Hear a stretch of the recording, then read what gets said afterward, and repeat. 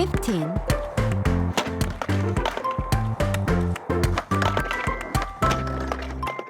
전북의 막 걸러낸 이슈를 잘 빚어 전달해 드립니다. 막걸리 천태만상 182회 시작합니다. 먼저 한 주간의 이슈 짚어보겠습니다. 오늘도 이슈 길잡이로 나오셨습니다. 세종신문의 정석 기자입니다. 어서 오십시오. 네, 안녕하십니까. 네, 바로 시작하죠. 먼저 첫 번째 이슈 살펴볼까요? 좀 한숨부터 나오죠. 참 안타까운 일이 벌어졌는데 간단하게 어떤 그 사건인지 좀 소개 좀 해주시겠어요? 지난 8일이었죠. 굉장히 전국적으로 이슈가 됐던 사건인데 그 전주시 서신동에 있는 한 원룸에서 40대 여성이 지병인 동맥경화 등을 앓다가 숨진 지 닷새 만에 그 발견되는 안타까운 사건인데요. 그 옆에선 2살 정도로 추정되는 어린 아이도 함께 구조가 돼서 현재 병원 치료를 받고 있는 상황입니다. 그러니까 이른바 복지 사각지대 속에 홀로 숨지는 그런 고독사 사건인데요. 숨진 여성은 2021년에 4차례 그리고 올해 7월에 1차례 등 모두 5차례에 걸쳐서 그 정부하고 지자체가 관리하는 위기가구 발굴 대상 명단에 이름이 올랐는데 안타깝게도 정작 필요할 때는 행정기관의 도움을 받지 못한 그런 사건입니다. 그러니까 이제 저희가 최근에는 1인 가구들이 굉장히 많잖아요. 네, 그렇죠. 물론 이제 젊은 세대들의 1인 가구도 많지만 특히 우리 지역 같은 경우에는 전체 가구의 한 35%에 40% 가까이가 1인 그렇죠. 가구라고 하니까 맞습니다. 10가구 중 한 3가구 이상은 1인 가구란 말이에요. 맞습니다. 그 중에서도 이제 노년 가구도 많고 그런 상황인데 이제 그 가끔 가다가 이런 고독사 관련된 안타까운 소식들이 이제 언론을 통해서 나오긴 하는데 이번에는 아주 어린 아이가 같이 있어서 이제 그런 그 이슈가 됐는데요. 정부가 2달 전에 미등록 아동 관련해서 전수조사 했잖아요. 근데 맞습니다. 그때 확인이 안 된 겁니까?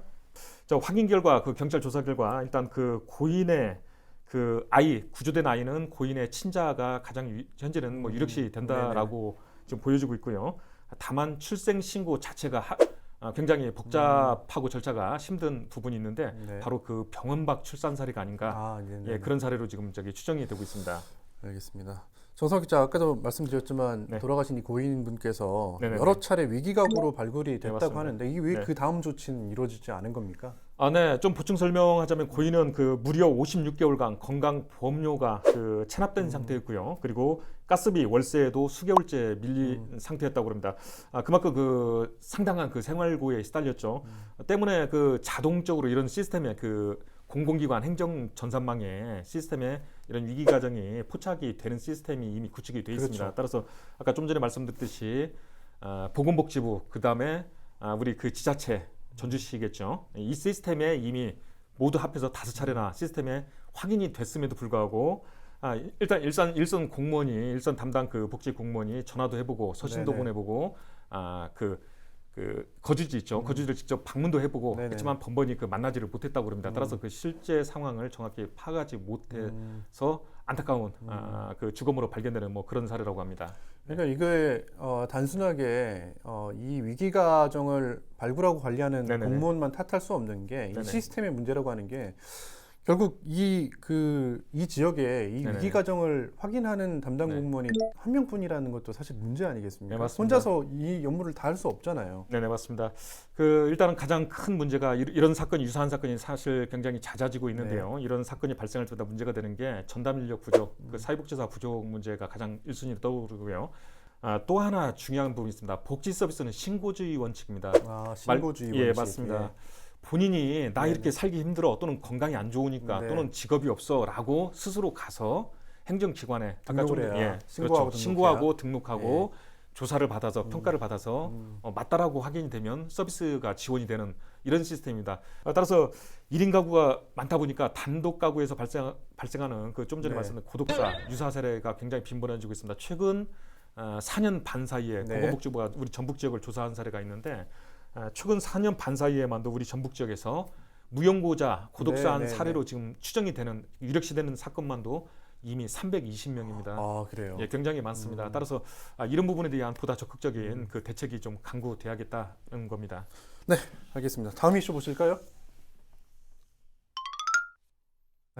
저희 얼마 전에도 한번 다뤘지 않습니까? 네, 그렇죠. 자주 사실은 다루는데 뭐 조합장 선거가 뭐 아주 대단한 선거는 아닙니다만 항상 이 사회 이슈로 나오다 보니까 네. 안 다룰 수가 없는데 그 최근에 그 조합장 선거가 작년인가요? 3월 아, 3월에 달이었습니다. 올해 3월이죠. 네네, 올해 한참 된 3월이죠. 얘기였네. 예, 예. 3월에 끝났는데 자, 여전히 그 현재 진행형 같아요. 맞습니다. 근데 올해 이번에 3회 그 선거가 치러졌는데 네네네. 예년과 비교하면 좀 상황은 어떻습니까? 좋아졌습니까? 그나마? 네, 그렇습니다. 그 사실은 이제 좀 좋아졌으면 좋았을 텐데 오히려 조금 좀 혼탁해진 것 같습니다. 아, 그래요? 예, 실제로 이제 데이터 상에 어. 입건된 사례만 놓고 보면은 네. 그 4년 전하고 비교했을 때 약 그 38%가량 늘어난 걸로 이렇게 파악이 됐습니다. 뭐 그 선거 사범의 유형은 크게 달라지지 않았습니다. 금부수가 대부분입니다. 그 네네. 사실 이제 그 투명하고 네네네. 좀 공정하게 선거를 치르자는 의미에서 선관위 위탁해서 네네. 전국 동시 선거를 치르고 있는 건데 네네네. 그리고 벌써 세 번째 치르고 있는 건데 네네네. 나아지지 않았다. 네네. 그럼 왜 그런 거라고 보십니까? 네, 말씀하셨듯이 그 조합장 선거가 선관위 위탁 방식으로 바뀐 거는 2015년입니다. 네. 그때 이제 제 1회가 치러지고 올해가 이제 제 3회 세 번째이죠. 뭐 갈수록 좋아져야겠죠. 사실은 그렇죠. 말 그대로 공직선거법을 준용해서 지금 치러지고 있으니까. 근데 안타깝게도 이게 일반 유권자를 대상으로 하는 게 아니라 조합원들끼리 하는 선거지 않습니까? 맞아요. 그렇다 보니까 선거 방식이 조금 다른 게 있습니다. 후보자 토론회가 일단 없습니다. 네네, 그거 없어요. 예, 맞습니다. 그 다음에 후보자들 뭐 가족이라든가 선거운동원 네. 자원봉사자 이런 개념이 없습니다. 아. 후보자 본인 1인 단독으로 네네. 어깨 띠두르고 명함 돌리는 정도 수준으로밖에 할 수가 없는 겁니다. 그러니까 투개표를 위탁한 수준밖에 안 되는 거예요. 네, 사실은. 맞습니다. 그러다 보니까 사실 좀 거칠게 표현하면 깜깜이 선거가 아니냐 여전히 뭐 이런 지적이 있는 거죠. 따라서 말 그대로 공직선거에 준해서 선관위 위탁했으면 그에 준한 선거 운동 방식도 좀 더 보장하고 선거 그 과정 전반적으로 공직선거에 준해서 치료하지 않겠느냐 네네. 이런 지적이 나오고 있는 거죠. 그래요. 그러니까 토론회도 한번 도입해 볼 필요가 있겠다. 네네. 그런 말씀 좀 맞습니다. 하신 것 같고. 그러니까 그 우리 일반 조합원이 아닌 일반 네네. 시민들은 참 이해하기 어려울 거예요. 아니 네네. 도대체 조합장이 뭔데? 네네네. 뭐 선거를 뭐 선관위 위탁하기도 하고 또 선거만 치르면 이런 선거 사범들이 줄줄이 나오기도 하고 네네. 아무튼 뭐 조합장 선거가 선관위 위탁으로 치러지는 만큼 조금 좀 선거제도의 개선도 좀 필요하다는 생각이 드네요. 다음 이슈 살펴보겠습니다. 그러니까요. 이게 사실 굉장히 헛웃음이 나오기도 하고 좀 저희가 먹는 물이죠. 네, 걱정되기도 합니다. 네. 왜냐하면 최근 도민의 식수원으로 활용되는 용담호의 조류 경보가 네네. 경보 단계로 발령됐다는 네네. 건데 네네. 이게 처음이잖아요. 예, 맞습니다. 그 용담호 같은 경우는 뭐 아시겠지만은 그 2001년에 준공이 됐지 않습니까? 우리 전북 도민들의 대부분이 사실은 이 용담호 물을 먹고 있고, 그렇죠. 130만 명 정도 예, 마시고 맞습니다. 계시니까요. 130만 정도가 네. 지금 마시고 있고, 그다음에 중요한 거는 뭐 단순히 이제 전북뿐만이 아니라 사실 용담호 밑에 또 대청점도 있지 않습니까? 바로 그 충청권 주민들의 또 주식수원이기도 네네. 합니다. 그만큼 매우 중요한 건데 안타깝게도 그 지난달이었죠. 8월 10일부터 이 그 용담호에 녹조가 지금 발생해서요. 그 작업이 계속 추진돼 왔었는데 이달 들어서 좀 좋아져야 하는데 네. 더 악화된 상황입니다. 이로 인해서 그 지난 4일자로 전체 그 조류 경보가 전체 4개 단계로 되어 있습니다. 그 우려, 관심, 경계, 대발생 이렇게 해서 4개 단계가 있는데 그 중에 세 번째인 경계가 지금 발령이 된 상태입니다. 경계 발령은 용담댐 준공 이후에 지금 첫 사례입니다. 그래서 조류 경보 제도가 도입된 이후에 첫 사례이기 그렇죠. 때문에 네네네. 굉장히 사실은 이제 네. 주목할 네네. 수밖에 없는 건데 네. 그래서 이제 그 전라북도나 아니면 수자원공사 쪽에서는 네네. 이 그 뭐 조류에 발생한 이유를 어디서 찾고 있습니까? 일단은 뭐 이런 겁니다. 그 녹조가 발생할 수 있는 원인 시스템상에 이제 보면은 사실 원인은 똑 떨어지는 부분이 있습니다. 바로 이제 그 오염원이 네네. 호수로 유입이 됐다라는 건데 그렇죠. 이번에 그 굉장히 또 비가 또 잦았지 않습니까? 맞아요. 잦은 그 뭐 장마도 있었고 네네. 폭우도 있었고 이런 그 잦은 비로 인해서 오염원들이 상류에 있던 오염원들이 혼해로 네네네. 많이 유입이 됐다. 문제는 이게 빠져나가야 하는데 빠져나가지 못하고 혼해에 정체돼 있는 상태에서 30도를 넘나드는 그런 고온 현상이 또 있었지 않습니까? 폭염이 있었죠. 예, 바로 그러면서 유해성 그 네네. 남조류가 대거 급속히 번지면서 지금 녹조를 일으킨 원인으로 이렇게 지금 지목이 되고 있습니다. 사실 원인이라고 하는 거는 이제 과학적으로 분석하는 거기 때문에 네네네. 별로 뭐 달라질 만한 이유가 없습니다. 네네. 그러니까 오염원이 유입됐기 때문에 그리고 네네네. 거기에 여러 가지 우리 자연적 환경의 변화 때문에 네네. 이런 녹조가 발생했다라고 네네. 하는 거는 맞는데 네. 그 환경단체에서는 이 원인에 대해서는 조금 다르게 분석을 하더라고요. 네, 맞습니다. 사실 좀 전에 말씀드렸듯이 녹조가 왜 발생했냐라고 하면 아까 오염원이 있고 뭐 기상 조건이나 이런 것들이 맞아서 녹조가 발생한 거다. 그렇죠. 여기에 대해서는 이견이 없습니다. 그렇죠. 그렇다면 문제는 이제 관건은 이겁니다. 그럼 오염원이 왜 도대체 네네. 호수에 들어왔으면 왜 여기에서 오랫동안 정체돼서 멈춰 있었냐 이제 이 네네. 부분인 건데 이런 거죠. 그 전라북도라든가 수자공사 그 우리 먹는 물을 관리하고 있는 그 관계기관들 같은 경우는 현재 이 문제를 기존에 이제 그 전에 이제 우리가 주목해야 할 부분이 있습니다. 용담댐은 2001년에 준공된 이후에 단 한 번도 상수원 보호구역으로 지정된 적이 없습니다. 그렇죠. 그 자율관리 평가제라는 것을 도입을 해서 네. 지자체하고 현지 주민들이 네네. 자율적으로 수질을 관리하고 매년 또 평가를 해서 문제가 없으면 상수원 보호구역 지정을 유예하는 방식으로 왔습니다. 전국적으로 아시겠지만 굉장히 상수원 보호구역을 지정하게 되면 규제가 엄격하죠. 개발 규제가 네. 엄청납니다. 네네네. 예를 들어 진안군 같으면은 거의 좀 과장을 하자면 진안군 전체 행정구역의 절반 정도가 개발 제한이 됩니다. 따라서 그렇죠. 공장도 못 짓고 축산업도 하기가 거의 곤란하고 음식점도 안 됩니다. 음식점은 당연히 네. 못하고 관광 개발도 못하고 네. 농약이라든가 비료 뿌리는 것도 엄격히 제한이 됩니다. 따라서 그런 문제 때문에 국내에선 처음으로 자율관리 평가제라는 걸 도입해서 지금까지 관리를 해왔는데 지금 방금 말씀하셨던 네. 것처럼 상수원 보호구역으로 지정을 유예하는 대신 네, 맞습니다. 주민 자율적으로 지자체하고 지자체 함께. 자율적으로 예, 함께 관리하도록 하고 평가해서 평가를 해서 문제가 네, 없으면 계속 계속 이제 그걸 이해를 이어가는 해 거죠. 나가는 거죠. 그러니까 이제 환경단체에서는 네. 이 시스템에 문제가 네. 있는 거 아니야? 라고 의문을 제기하는 거잖아요. 네, 맞습니다. 환경단체에서는 지금 이게 저기 자율관리 체제로 가다 보니 좀 느슨해진 거 아니냐. 네네. 따라서 상수원 보호구역에 준한 어떤 조치가 필요하지 않겠냐. 또는 좀 더 강력하게 가면 상수원 보호구역을 지정하는 방안도 신중히 검토해야 하는 거 아니냐. 네네. 라는 그 조심스러운 의견들이 지금 이제 나오고 있는 상황입니다. 그러니까 뭐 진안군이나 진안 네. 군민 입장에서는 사실 엄청난 희생이 따랐거든요. 그렇죠. 네. 왜냐하면 수많은 진안 군민들이 자기 삶의 터전, 고향을 잃고 네. 이주해야 되는 네. 그런 사태도 겪었고 네. 지금도 그래서 실향민들이 많은 상황이고 그런 사실 차원에서 상수원보호구역을 유예하면서 네. 주민들에게 맡겼던 건데 네. 그래서 좀 조심스럽긴 합니다만 어찌됐든 이게 도민들의 식수고 먹는 물이기 때문에 다 같이 한번 고민해 볼 필요는 있다. 네. 이렇게 정리해 보겠습니다. 네, 이번 시간에는 천태만상, 천태만평, 전북일보 정윤성 화백의 만평으로 보는 세상 이어가겠습니다. 먼저 첫 번째 만평부터 보고 오시죠.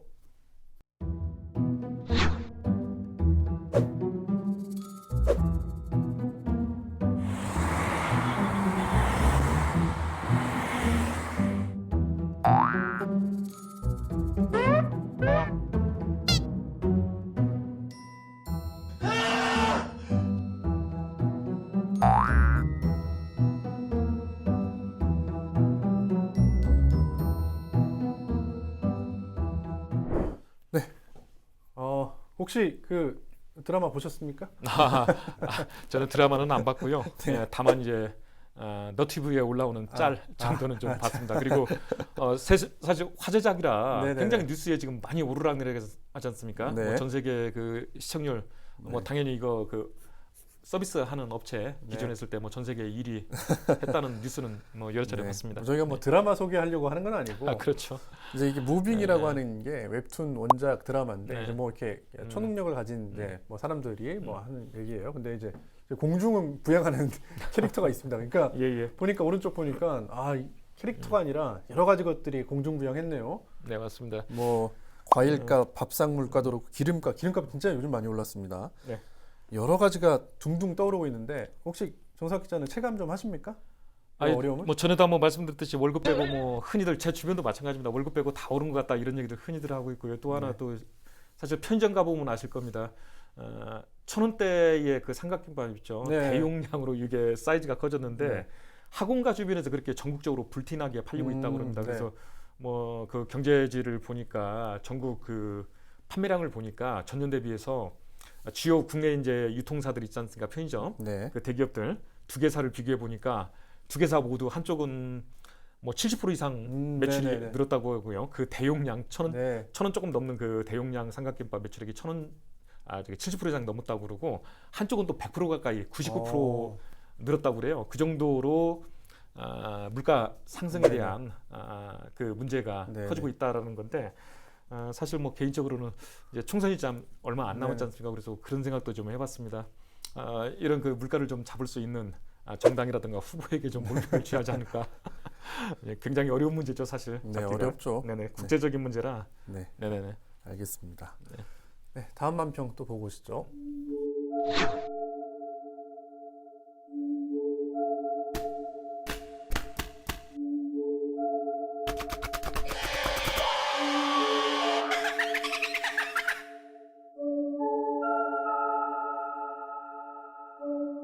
네. 아, 우리 뭐 익히 좀 자주 보던 그림이죠?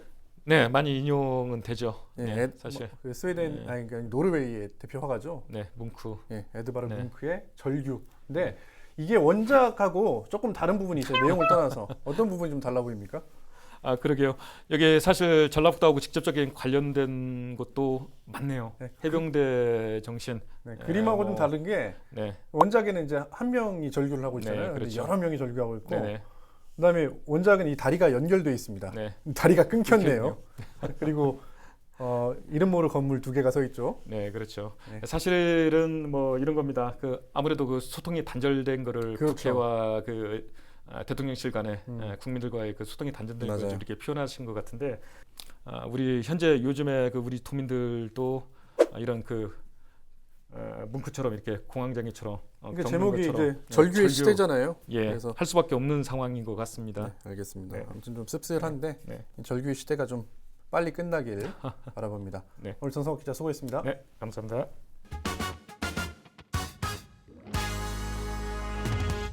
네, 이제 막걸리 메인 안주를 내보겠습니다. 얼마 전 전주를 연고로 한 농구단이 연고지 이전을 결정하면서 많은 논란이 있었죠. 자, 해당 농구단을 두고 뭐 배신이라고 하는 쓴소리와 함께 또 다른 한편에서는 아무 대책도 세우지 못한 전주시에 대한 비판이 거세지고 있는데요. 자, 스포츠 팬들과 도민들은 유일하게 남겨진 전북 현대 모터스마저 뺏기는 것 아니냐 하는 우려를 하고 있습니다. 자, 최근 스포츠는 단순히 하나만의 경기가 아니라 산업으로까지 확장되고 있는데요. 자, 농구단 이전 문제로 본 현재 우리 지역의 스포츠 행정과 여러 가지 문제점들을 짚어보도록 하겠습니다. 오늘 방송을 위해서 특별한 분 두 분을 모셨습니다. 먼저 스포츠 미디어 마케팅 기업 누비온의 김진규 대표님 모셨습니다. 어서 오십시오. 네, 안녕하세요. 네, 안녕하세요. 그리고 전주시 체육회를 이끌고 있죠. 또 변호사도 겸임하고 있습니다. 전주시 체육회장 박지원 회장님 모셨습니다. 어서 오십시오. 네, 안녕하세요. 네, 알겠습니다. 제가 변호사를 겸임하고 있다고 했는데 네. 요즘 체육회 이슈가 많아서 예, 예. 네, 뭐 제 소개가 틀리지는 않죠? 그럼요. 체육회의 절반, 변호 업무 절반 이 정도 하는 것 같습니다. 네, 알겠습니다.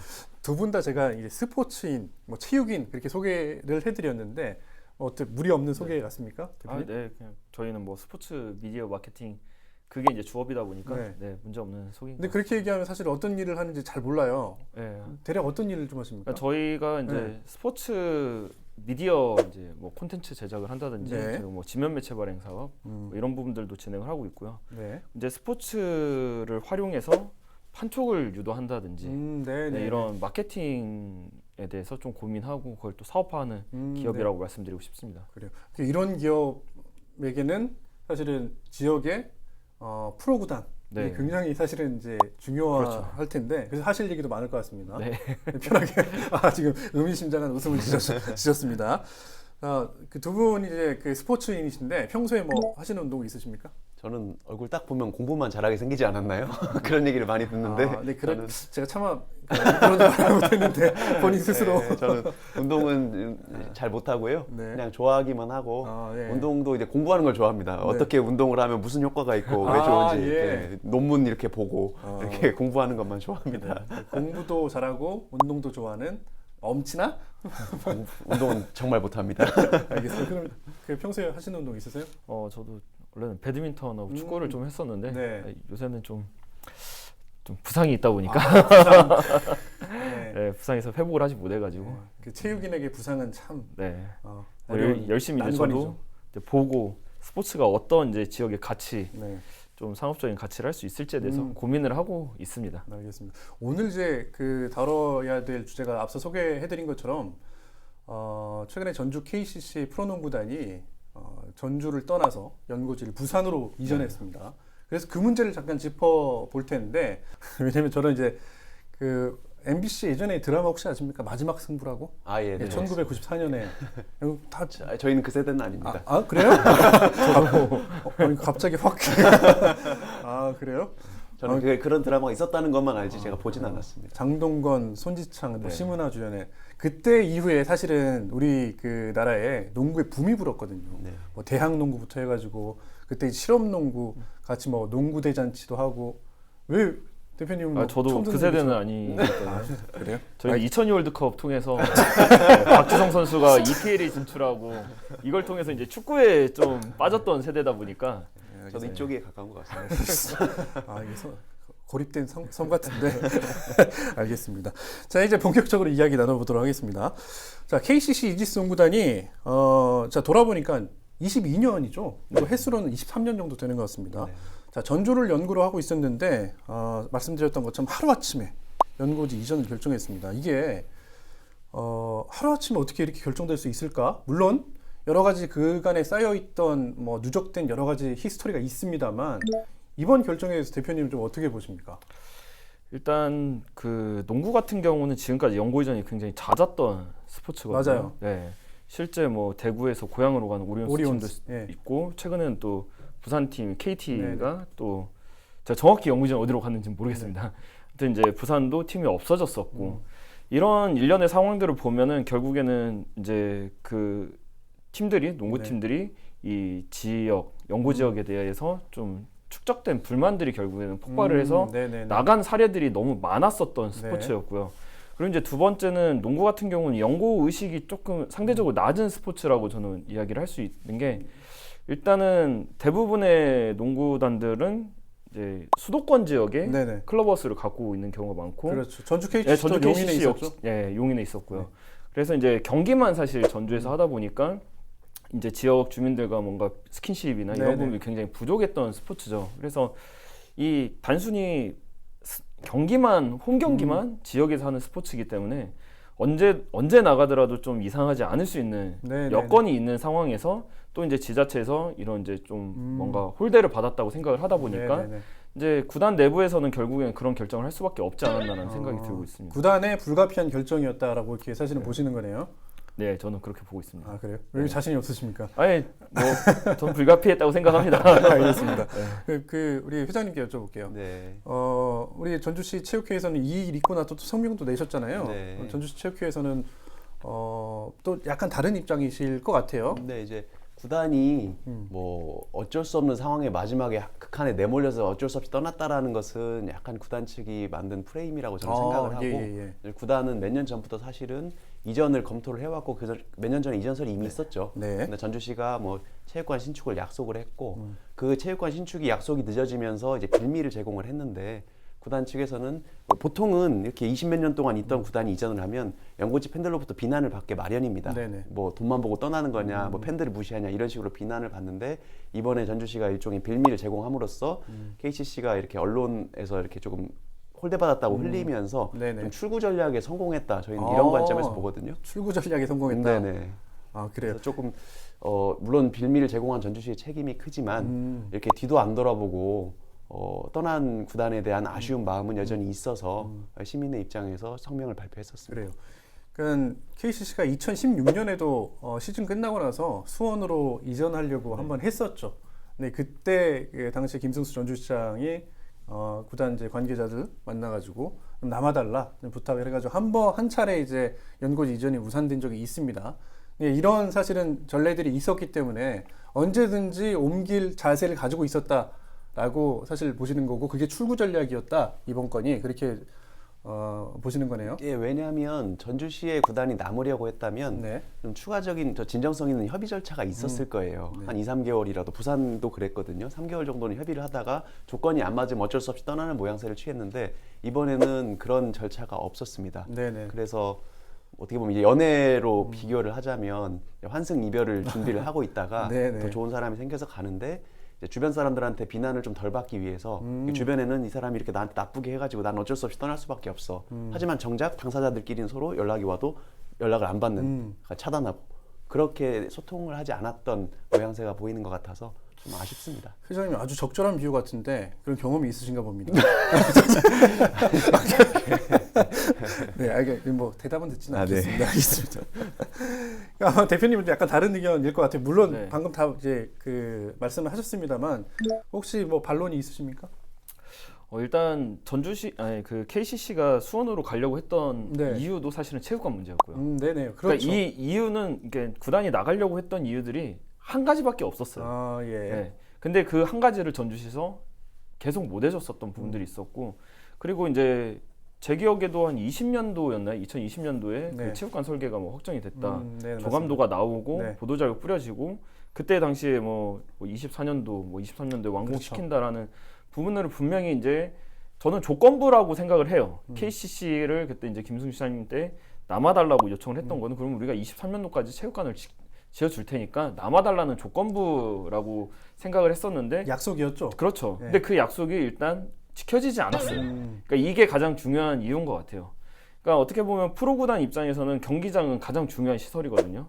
그러니까 우리가 뭐 토트넘 경기장을 생각을 하더라도 그 큰 경기장에서 손흥민 선수의 그 벽에 걸려 있는 네네. 뭐 사진을 보고 사진을 찍는다든지, 이런 이제 그 자체가 어떻게 보면 하나의 관광 상품화되고 구단의 브랜드가 되는 건데, 전주 KCC 같은 경우는 그동안 그 낙후된 체육관 속에서 그런 이벤트들을 단 하나도 할 수가 없는 상황이었죠.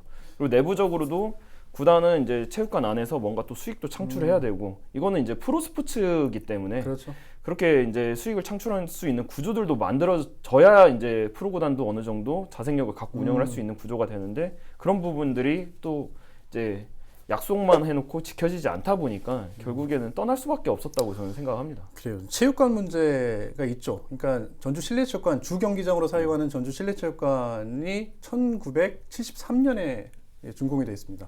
그러니까 올해 50년이 됐죠. 이게 반백살이 된 겁니다. 사람 나이로 치면. 그래서 이제 혹자들은 우스갯소리로 이거 근대 유산 아니야? 라고 얘기할 정도인데, 그런 문제가 2016년에도 있었고 꾸준하게 그 문제 하나를 제기해 왔고, 그게 약속이 안 지켜져서 이제 이런 결정을 했다라고 말씀하셨는데, 그러면 제가 하나만 더 여쭤볼게요, 대표님. 그러면 오케이, 거기까지는 이해. 그러면 아까 말씀하셨던 이런 이별 방식, 이게 맞다고 좀 보십니까?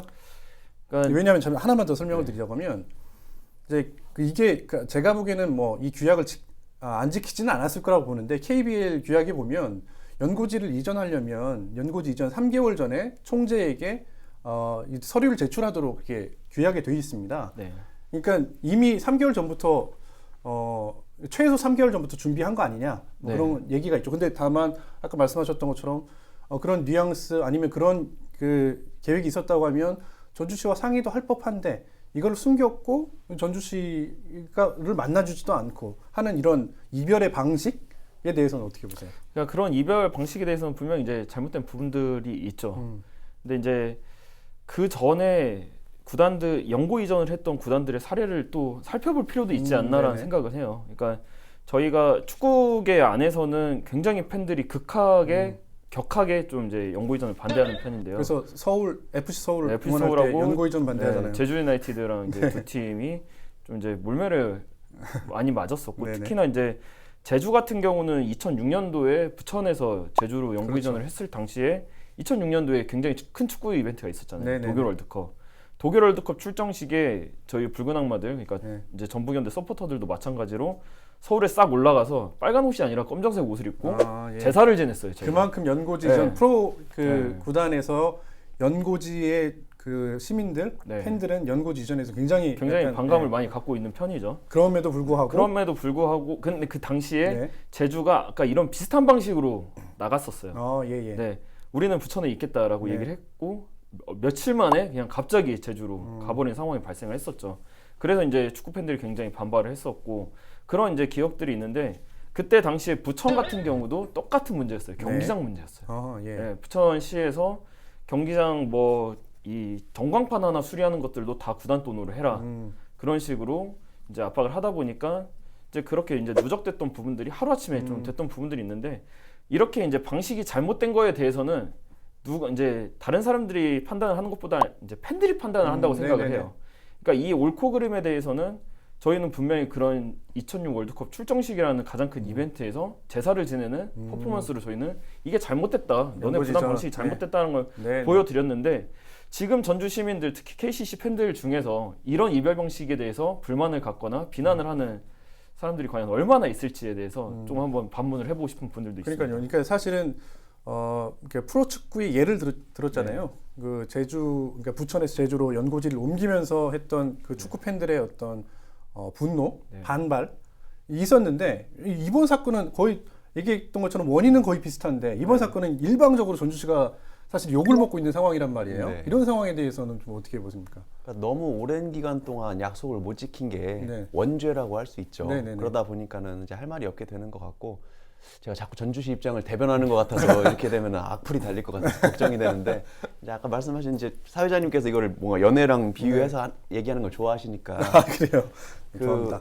뭐 그러니까 헤어지자고 한 번 했을 때 네. 전주시가 붙잡았잖아요. 나는 2023년도까지 이 선물을 주겠다. 네네. 얘는 뭐 반지라고 할게요. 네. 선물 반지를 해준다고 했는데 그럼 2026년도로까지밖에 못 해줄 것 같다는 네. 걸 알려줬잖아요. 네네. 이미 알게 됐어요 서로. 그럼 그때 정말로 헤어지기 싫었으면 난 그렇게 못 기다린다.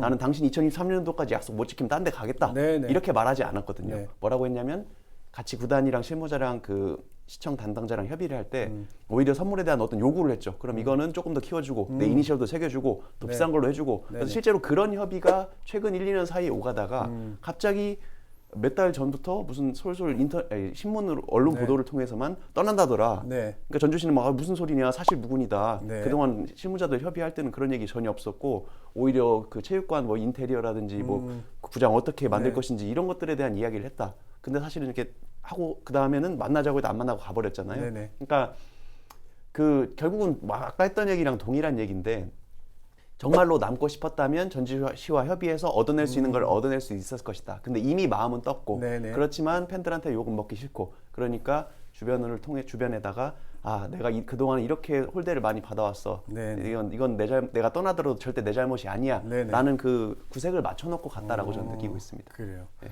그러니까 사실 이제 우리 그 회장님이 말씀하시는 거는 헤어짐을 당한 사람의 네.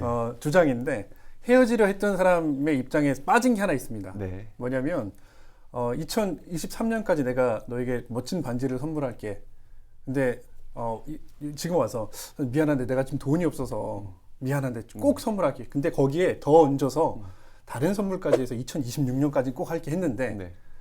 그 올해 4월인가요? 저기 KBO 그 허구현 총재 만나서 그 복합 스포츠타운 조성하는데 전주시가 거기에 이제 야구장을 올리면서 그 야구장에 프로 구단을 유치하고 하겠다라고 하는 막 그런 얘기들을 하다 보니까 보니까 또 나한테 돈 없다고 2026년까지 미뤄준다 그러고 왜 다른 사람한테는 이렇게 선물을 줘? 이게 뭐야? 라고 하는 배신감이 있었을 수 있죠. 네. 그 부분을 빠뜨렸잖아요, 그죠? 근데 야구와의 비교해서 홀대 네. 이야기가 자주 그러니까 나오는데 제 말이 아니라 KCC는 그렇게 주장을 네, 합니다. 주장을 하는데 이제 네. 그거는 감정이잖아요. 네, 우리가 야구보다 홀대받는다고 느꼈다. 네. 근데 사실은 정확하게는 홀대를 무슨 사실관계를 기준으로 말씀하시는지 저는 아직도 이해가 잘 안 돼요. 네네. 왜냐하면 야구는 야구대로 그 종합경기장 옆에 저기 야구장을 철거해서 대체구장을 짓으니까 그건 그 행정대로 가는 거고 네. 농구장은 농구장대로 이번에 뭐 보조경기장을 비롯해서 선수들 훈련 숙소까지 다 해놓고 계획은 같이 가고 있었거든요. 네네.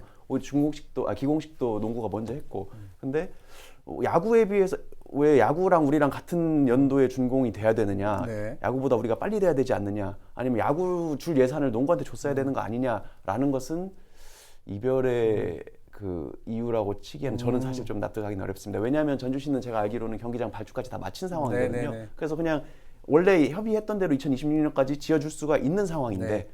그거를 이제 와서 다 지어줄 수 있는 상황이 됐는데 근데 이제 와서는 야구보다 우리를 더 챙겼어야 된다는 이유를 대는 거는 저는 네. 조금 잘 납득은 안 돼요. 알겠습니다. 네, 다른 문제 좀 살펴보죠. 그러니까 뭐 이별 어차피 떠났습니다. 네.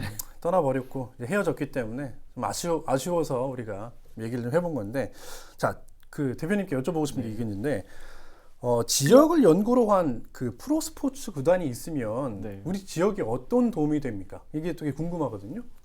그러니까 일단 가장 먼저 조금 저도 여쭤보고 싶은 분들이 지역에서 축제를 하는 이유가 분명히 있지 않을까요? 네네네. 네. 그러니까 이거는 시에서 뭐 군에서 정말 큰 예산을 들여가지고 1년에 행사를 한번 하잖아요. 그렇죠. 그러니까 우리 지역을 전국으로도 알리고 전국의 많은 분들이 여기 와서 네. 소비하게 하고 뭐 그런 네, 그냥 효과들이 기본적으로 있죠. 저는 그런 효과들이 가장 크다고 보고 있고요. 아 프로 스포츠 네. 구단이 있으면 그리고 이게 이제 뭐 볼거리라는 측면에서 시민들의 볼거리라는 측면에서도 프로스포츠 구단이 가장 큰 좀 어떻게 보면 문화 여가 수단이 아닐까라는 생각도 하고 있습니다.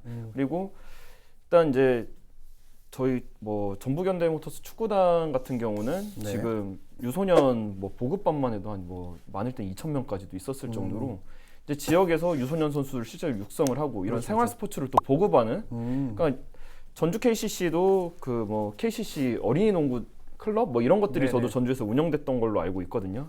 이렇게 이제 프로 구단들이 있음으로써 어린 시절부터 스포츠를 직접 뭐 관전뿐만 아니라 할 수 있는 네네. 이제 체험형 스포츠까지 확장할 수 있는 부분들에 있어서도 이제 좀 긍정적인 효과를 갖고 있다고 생각을 네. 합니다. 알겠습니다. 그 2019년에 수원시정연구원이 프로스포츠 구단의 지역 경제 파급 효과 분석이라고 하는 그 분석을 했는데요. 거기서 이제 여기서 그런 얘기를 하더라고요. 프로스포츠와 지역 연고제의 무형적 가치에 대해서 얘기하는데 5가지를 얘기했습니다. 하나는 지역 사회에 대한 자부심이 생긴다. 두 번째는 지역 사회의 미디어 노출로 인한 지역의 위상이 고양된다. 그리고 세 번째가 주민들의 일체감이 조성된다. 그리고 공동의 관심사를 제공할 수 있고 그래서 지역 경제 활성화가 될 수 있다. 뭐 그런 이제 사실은 무형적 가치를 좀 얘기했네요. 근데 이 부분은 저는 이제 좀 고민 이제 좀 짚어봐야 될 게 우리 연구팀이 잘했을 때 기준. 아 잘했습니다. 그러니까 이거는 분명하게 솔직히 이제 뭐 저도 이제 축구를 이제 즐기다 네네. 보니까 좀 전국에 있는 축구 팬들하고도 많이 소통을 하고 네네. 있지만 축구를 통해서 자기 지역의 자부심을 느끼는 사람들은 네. 저는 전주 사람들밖에 못 봤습니다. 예, 예. 네, 이 부분은 확실하게 말씀드릴 수 있고, 그러니까 미디어 노출이야 지든 이기든 똑같이 되는 부분들이 있지만 주민들이 또 한데 모여가지고 내가 전북을 외칠 수 있는 기회 이런 부분들도 아마 우리 전북현대가 뭐 하위권 2부 리그에 있다면은 그런 부분들도 좀 약하지 않을까. 그래서 결국에는 이렇게 좀 지역에 명문 구단이 있다는 그 이제 좀 가치라고 네네. 좀 수정을 해야 될 필요는 있을 것 같아요. 네, 알겠습니다. 자, 우리 그 회장님께 하나 여쭤보겠습니다. 만약에 우리가 2026년 실내체육관이 건립될 거지 않습니까? 네. 어차피 계획대로. 네. 그러면 이 실내체육관을 어떻게 활용해야 된다고 보세요? 그러니까 다른 프로구단을 유치해야 된다고 보십니까? 어떻게 활용돼? 이건 전주시 체육회를 운영하고 계시니까. 네, 전주시 체육회는 그 프로 스포츠와는 사실 아무런 관련은 없습니다. 그러니까 그래서 네. 그러니까 생활체육을 네. 위한 공간으로 아예 그냥 그 공개해야 된다. 이게 시민의 세금으로 썼기 때문에 그런 논란들이 있기 때문에. 네, 이제 프로 구단을 뭐 창립을 하고 유치를 하고 그런 일들이 일어날 수 있으면 당연히 좋겠죠. 근데 사실 그거는 지역에 연고가 있는 기업과 협의가 돼야 되는 문제라서 그건 희망사항이지 뭐 네. 체육회가 뭐 하겠다든지 뭐 해보고 싶다든지 이렇게 말할 수 있는 문제는 아니고요. 네네. 되면 당연히 좋겠죠. 뭐 농구뿐만 아니고 사실은 뭐 배구, 뭐 여자 배구라든지 네. 그런 것도 지역 연고 기업이랑 이렇게 해서 구단 창단이 되면 좋겠는데 현실적으로 뭐 3년 안에 그런 일이 일어날 가능성은 저는 높진 않다고 보고 예. 그러면 그 월드컵 경기장 장동 일대에 지금 스포츠 종합 타운을 조성하겠다는 시 계획을 아마 올해 하반기 중에 발표를 할 것 같은데 네. 이제 그 동안에는 말씀하신 대로 KCC 주경기장이나 이렇게 사용하려고 했던 시설들을 네. 다른 종목이나 다른 시민들에게 혜택이 어떻게 돌아가게 할지에 대한 고민이 그 발표 계획 안에 담겨져 있을 거라고 봅니다. 네네. 그 어떻게 보세요? 그러니까 어차피 체육관은 건립이 됩니다. 네. KCC는 떠났지만 그 공간을 프로 스포츠 구단을 위해서 활용해야 된다고 보세요. 어떻게 보십니까? 그냥 저도 이제 좀 프로 구단이 들어왔으면 하는 생각은 갖고 있죠. 아, 예. 그러니까 뭐 농구가 됐던 배구가 됐던 이제 실내 스포츠 구단들이 와서 전주에서 홈구장을 이제 활용하는 것들이 가장 좋은 활용 방법이라고 생각을 하고 있고요. 특히 이제 실내 체육관 같은 경우는 활용도가 굉장히 많잖아요. 네네. 그러니까 뭐 대부분 실내 체육관들은 서랍식으로 가변 좌석이 설치가 그렇죠. 되어 있기 때문에 뭐 때로는 뭐 거기서 박람회를 하는 경우도 봤었고요. 그리고 뭐 필요한 경우에는 뭐 핸드볼도 할 수가 있고 뭐 배드민턴도 할 수 있고 그렇죠. 이렇게 이제 복합적으로 활용할 수 있지만 이제 그런 좀 뭐 프로화가 되지 않은 스포츠들 같은 경우는 관중들이 찾아와 가지고 그 경기장을 채우기는 사실은 불가능하거든요. 그래서 이 경기장이 가장 이제 좀 활력이 넘칠 때는 결국에는 프로 스포츠가 있을 때이기 때문에 뭐 프로 구단 뭐 창단이라든지 네. 뭐 유치 이런 작업들을 한번 노력을 해봐야 되겠지만 그러니까 저는 근데 가장 중요한 게 이제 과연 어떤 기업이 전주에 오려고 할까라는 그런 예. 부분들부터도 좀 고민을 해봐야 되지 않을까라고 생각합니다. 시설 엄청 좋아졌는데 네. 뭐 가고 싶어 하는데 없겠습니까? 그러니까 시설 이게 후졌다고 해서 KCC가 떠난 것처럼 어디에서는 또 좋은 시설을 네. 보고 올 수도 있는 거죠. 알겠습니다. 이제 뭐 헤어진 헤어진 기업에 대한 얘기는 여기까지만 하고 우리가 또 지켜야 될 게 있지 않습니까? 지켜야 될 얘기를 좀 해보죠. 뭐냐면 이제 그 전라북도에 유일하게 남은 프로스포츠 구단이 전북 현대모터스 프로 축구단입니다. 사실 이곳마저 전북 현대 그 모터스가 전북을 떠나는 건 저도 이제 축구 팬으로서 상상이 안 됩니다만 그럴 일이 없겠죠. 없어야죠. 알겠습니다. 근데 이제 그 하나 궁금한 게 뭐 잘 알려진 얘기는 아닙니다만 전북 현대 모터스에서도 축구 박물관 네. 건립을 요청한 지가 꽤 됐는데 이게 좀 진전이 없다는 얘기가 있더라고요. 그러니까 이 부분 같은 경우는 그 이제 구단에서 예전부터 한번 이제 전 시장님 계실 때 요청을 했던 네. 사업으로 알고 있고요.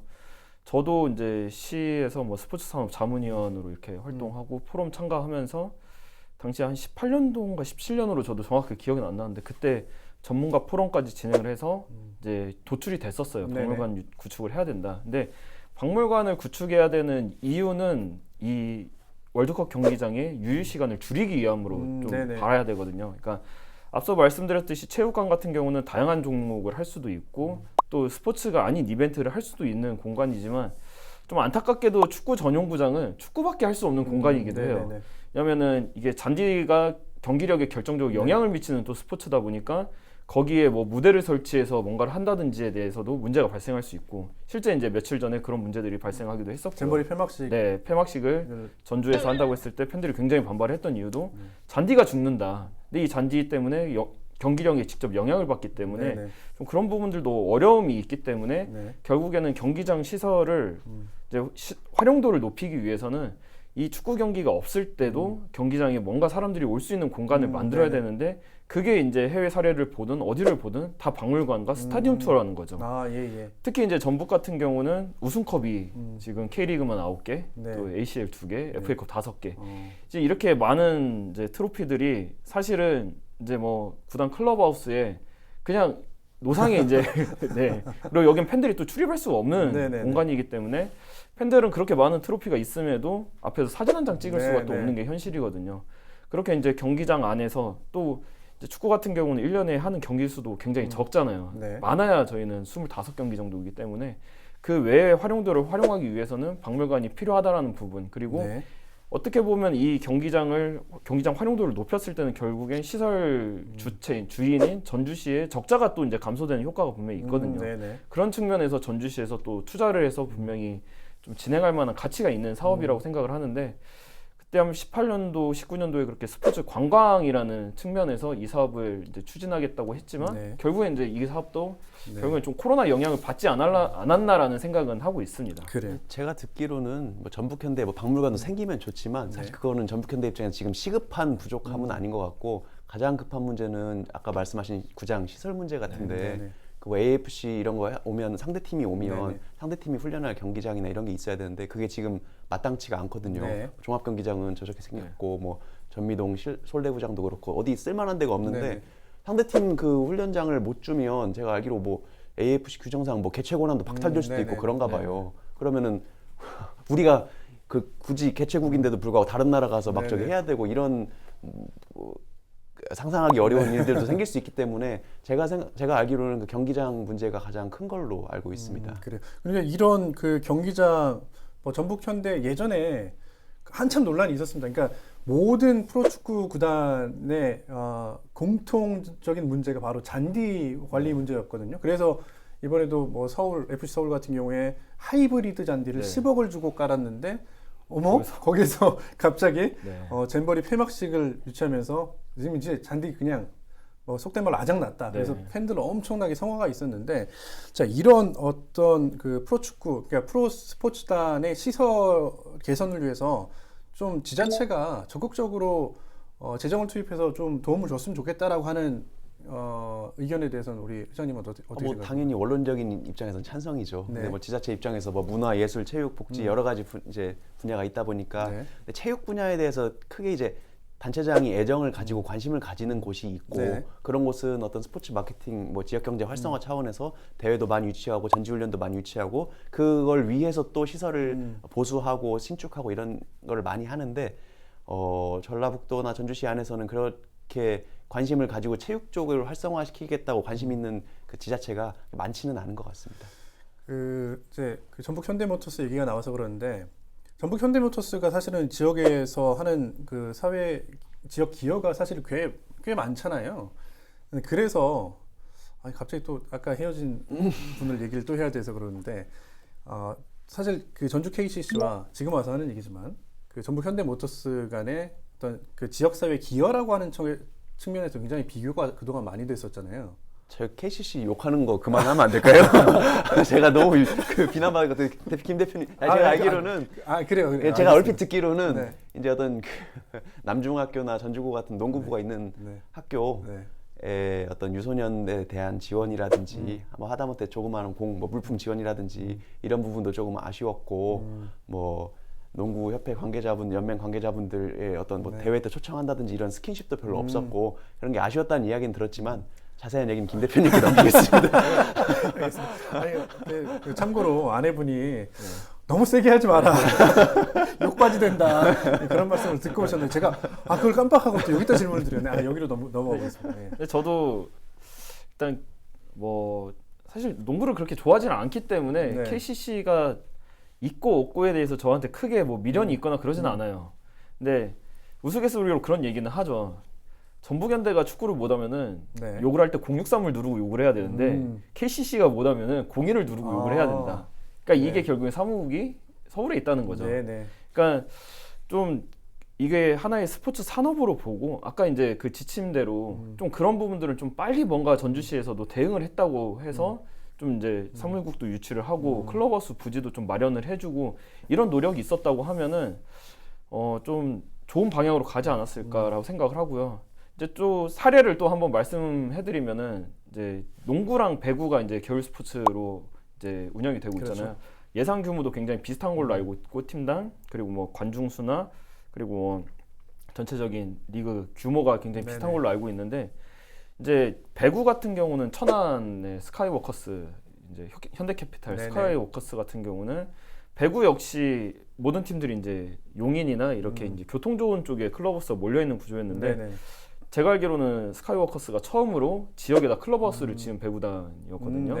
이 부분에서 조금 강조하고 싶은 부분들은 현대자동차 그룹은 정말 스포츠 운영을 잘한다. 네, 저희도 정말 좋은 시설을 지어주셨지만 스카이워커스도 정말 좋은 시설을 갖고 있고 이 선수들이 이제 천안에 있다 보니까 뭐 팬사인회를 한다든지 어디 학교를 간다든지 이런 부분들이 가능해지는 거였죠. 그러니까 그전에는 KCC가 생각이 없고 뭐 우리 그런 거 안 해 이런 부분들보다도 할 수가 없는 여건인 거죠. 용인에서 훈련을 하다 보니까 팬사인회를 한 번 하러 2시간 내려올 수는 없는 노릇이다 보니까 근데 저희 같은 경우는 다행히 이제 선수분들도 대부분 이제 전주에 사시고 클럽하우스도 이제 전주에 있다 보니까 뭐 저희는 수시로 행사를 하고 오늘도 제가 알기로는 이제 어느 모 헬스장에서 선수들이 방문해가지고 좀 같이 팬들하고 스킨십하는 이런 이벤트들을 진행할 건데 결국에 중요한 거는 이제 클럽하우스와 사무국 그러니까 이런 좀 이야기가 나오기 전에 왜 KCC는 이런 부분이 부족하지라는 거에 대해서 시에서도 조금 먼저 생각을 했다고 하면은 오히려 먼저 KCC에다가 더 좋은 제안을 일찌감치 할 수도 있지 않았을까. 그리고 KCC도 전북현대랑 비슷한 게 어쨌든 완주 공장이 있잖아요. 완주에 공장이 있고 저는 그것 때문에 KCC가 처음에 내려왔다고 생각을 했어요. 원래 대전에 있던 농구단이 전주라는 지역에 공장이 있기 때문에 내려왔다고 생각을 했고 전북현대 역시 전주에 공장이 있기 때문에 현대자동차 축구단이 지금 있는 거나 다름없는 거거든요. 그러면 이제 그 완주 공장과 연계를 해서 지금 전북현대가 예전에 이제 뭐 현대자동차 사택을 가지고 클럽하우스를 운영했던 것처럼 그런 방법들도 한번 시하고 고민을 했다고 하면은 알겠습니다. 그 전북 현대모터스 얘기를 하는데 자꾸 이제 KCC가 또 툭툭 튀어나옵니다. 이건 어쩔 수 없는 것 같아요. 왜냐하면 전라북도에는 프로 구단이 딱 2개가 있었기 때문에 하나가 떠나버렸기 때문에 이제 비교할 수밖에 없는 거고 또 농구단 같은 경우는 이제 호남에는 지역을 호남의 지역을 연구로 하는 프로농구단은 아예 없습니다. 대부분 다 수도권이나 아니면 뭐 경상, 남북도, 부산 뭐 그렇게 떠나버렸기 때문에요. 참 안타깝기도 한데요. 이제 좀 얘기를 좀 정리를 해보도록 하겠습니다. 뒷부분에 여러 가지 것들이 있는데 조금 이제 뛰어넘어서요. 프로스포츠 구단의 뭐 지역 경제적인 효과 그런 것들은 좀 뭐 보고서로도 많이 나오고 그게 유형적인 효과가 아니더라도 무형적인 가치들이 충분히 있는 거잖아요. 특히 우리 지역 같은 경우는 전북 현대 모터스만 보더라도 사실은 거기서 응원하는 분들, 팬들 그리고 시청하는 전라북 도민들이 그 전북 현대라고 하는 프로스포츠단과의 어떤 일체감이 굉장히 높거든요. 근데 그런 면에서 우리 회장님, 만약에 우리 지역에서 프로스포츠 구단을 또 유치하게 된다라고 네. 한다고 하면 예. 어떤 종목이 어울릴 거라고 보십니까?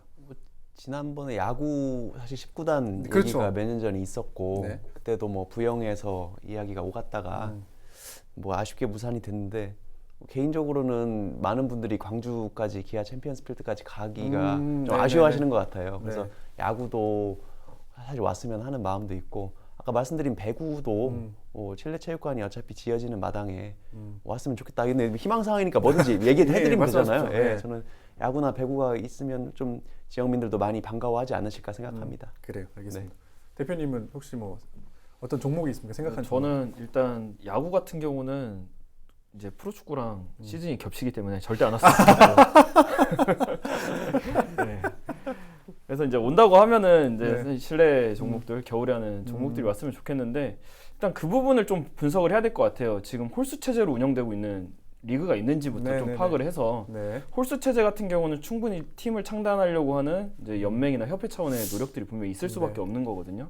그래서 이제 그런 종목들이 혹시나 있는지를 먼저 파악을 해보고 있다고 하면은 뭐 지역에 있는 기업들하고 매칭을 해가지고 뭐 완전한 형태의 뭐 시민구단은 저는 좀 반대를 하는 편이지만 네. 만약에 이제 기업이 매칭하고 시에서 어느 정도의 고정적으로 이제 운영을 하는 이제 이런 구조 같은 경우는 어떻게 보면 이제 주식회사라는 개념에서 이제 프로스포츠를 본다고 하면은 뭐 주식의 70%는 모기업이 갖고 있고 30%는 뭐 시민주를 해가지고 네네네. 시청과 뭐 이런 쪽에서 지원할 수 있는 여건들이 된다고 하면은 뭐 새로운 팀들을 지역 안에서 창단하는 방법들도 좀 모색을 해보면 좋지 않을까라는 생각하고 있습니다. 네, 알겠습니다. 이제 좀 정리해야 될 텐데요. 두 분께 한번 여쭤보고 싶은 게 앞으로 끝으로 이제 뭐 이게 프로 스포츠가 아니더라도 일반 생활 스포츠든 여러 스포츠 체육에 대한 관심이 필요한데 뭐 행정기관에 좀 바라는 점이 아니면 뭐 특별히 이랬으면 좋겠다라고 하는 의견이 있습니까? 우리 회장님부터 말씀해 주시면. 뭐 생활체육 동호인들이 네. 사실 많이 모이는 그 대회가 굉장히 전국적으로 많아요. 네네. 그러니까 대략 500명 이상 모이는 대회가 전국에 10,000개 이상 네. 1년에 된다고 하니까요. 근데 그분들이 와서 먹고 자고 체류하고 갈 수 있게 말씀하신 대로 이제 그 스포츠 관광 산업이라는 관점에서 기존에는 너무 이렇게 어떤 복지 차원에서 접근을 했다고 하면은 네. 조금 스포츠 관광 산업 차원에서 그 관점을 변화시켜서 어떻게 하면 지자체의 지역 경제를 활성화하고 홍보를 할 수 있는지라는 그리고 그거를 스포츠를 어떻게 이용할 수 있는지라는 관점으로 조금 전환이 많이 됐으면 좋겠다고 생각하고 그런 측면에서 저희 김 대표님이 하실 일이 많으실 것 같습니다. 알겠습니다. 같이 해야 될 일이 많으실 것 같아요. 네, 좀 많은 이렇게. 도움을 네, 부탁드리겠습니다. 알겠습니다. 그리고 하나만 더 여쭤볼게요. 네네. 그 전주시 체육회장 이거 이제 선거로 되신 거잖아요. 네. 혹시 나중에 정치하실 생각 있습니까? 저는 그런 얘기를 한 200번 정도 했거든요. 근데 누가 알려주시더라고요. 그럴 때는 하겠다고도 하지 말고 예. 안 하겠다고도 하지 말고 예. 그 정치인들이 늘 쓰는 말 있잖아요. 네. 시민들의 부름이 있으면 한다. 지금은 생각 없으나 부름이 있으면 소명에 응하겠다. 이렇게 네. 대답하면 네. 다들 뭐 무난하게 좋아하실 거라고 네. 말했는데 저는 지금은 생각은 없습니다. 알겠습니다. 나중에 그 법적인 문제 관련된 저희 막걸리에서 얘기할 게 있으면 한번 더 모시겠습니다. 알겠습니다. 진짜 변호사가 맞는지 그때 한번 확인해 보겠습니다. 다 잊어버려가지고 가물가물합니다. 알겠습니다. 우리 대표님께는 뭐 시에 바라는 점 그거 말고 네. 다른 거 여쭤볼게요. 전북 현대모터스가 네. 올해 3위 안에 있을 수 있습니까? 이건 거의 아까 정치를 하시겠습니까? 이런 질문하고 저희 거의 어떻게 된 겁니까? 비슷한 것 같은데 네. 뭐 3위를 올라가야죠. 네. 네, 올라가야 된다고 보고 있고 또 전북이란 이제 뭐 K리그가 6위 안에 들기만 하면은 네네네. 이제 그 상위 6개 팀들끼리 한 라운드씩을 더 하다 보니까 전북이 지금까지 항상 그 라운드에서 강했거든요. 네. 마지막 이제 네 번째 라운드에서 굉장히 강한 모습을 보여줬기 때문에 뭐 충분히 3위 안에 올라갈 수 있을 거라고 보고 있습니다. 희망사항이에요? 뭐 모든 팬들의 희망사항입니다. 알겠습니다. 희망사항이죠. 나중에 한번 결과 보겠습니다. 네, 내년에도 AFC 챔피언스리가 전주에서 아, 그래요? 진행되기를. 아, 그러니까요. 네. 사실 3위도 우리 그 전북 현대 팬들 입장에서는 자존심 상하는데 알겠습니다. 끝으로 여기 카메라 보시고 네. 전북 현대 그 페트레스코 감독에게 한 말씀 해주시죠. 감독님이 좀 무서운 감독님이셔가지고 그래도 저희가 뭐 제가 이제 뭐 구단에서는 편집장이라고 불리고 있기 때문에 제가 들어가면 그래도 항상 그래도 웃으면서 반겨주셔서 너무 감사드리고요. 네, 그리고 앞으로도 그냥 좋은 경기 할 수 있게끔 어차피 올해는 많은 팬들이 성적에 대해서 좀 일일비하지는 않을 것 같다는 생각을 하고 있기 때문에 추구하는 방향대로 그러니까 본인이 원하는 축구 색깔을 전북에다 만들어 주셨으면 하는 바람만 갖고 있습니다. 알겠습니다. 나중에 우리 그 전북 현대가 순위가 어떻게 되든 좋든 네. 나쁘든 다시 한번 모시겠습니다. 네, 알겠습니다. 알겠습니다. 오늘 여러 가지 이야기 나눠봤는데요. 두 분 말씀 고맙습니다. 감사합니다. 네, 감사합니다. 고맙습니다. 네, 막걸리 천태마상 오늘 준비한 소식은 여기까지입니다. 시청해주신 여러분 고맙습니다.